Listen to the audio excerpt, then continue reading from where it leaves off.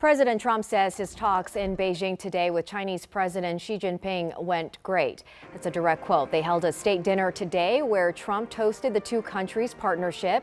But China's leader had a blunt warning for the U.S. over Taiwan. Natalie Brand is at the White House with those details. Today's big bilateral meeting between Presidents Trump and Xi lasted more than 2 hours. Following it, the White House readout emphasized economic cooperation between the two countries and notably did not mention Taiwan. But for China, that's emerged as a top concern.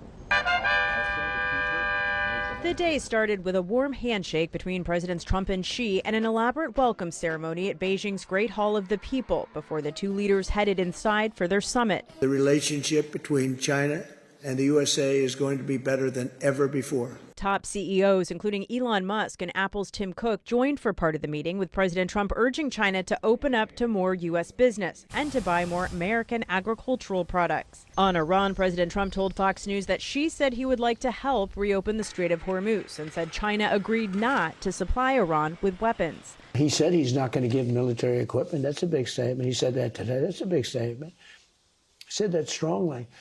But at the same time, he said, you know, they buy a lot of their oil there, and they'd like to keep doing that. A senior administration official says Taiwan also came up, with both sides reiterating their long-held stance on the issue.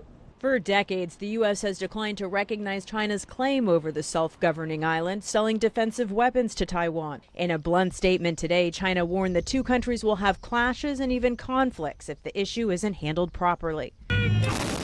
Lawmakers on Capitol Hill say they're committed to Taiwan's defense. We have told the Chinese do not attack them. I hope that remains clear after President Trump's trip over there. Secretary of State Marco Rubio Thursday told NBC News that it would be a terrible mistake if China took Taiwan by force. President Trump will have a second bilateral meeting with President Xi and a working lunch before heading back to Washington.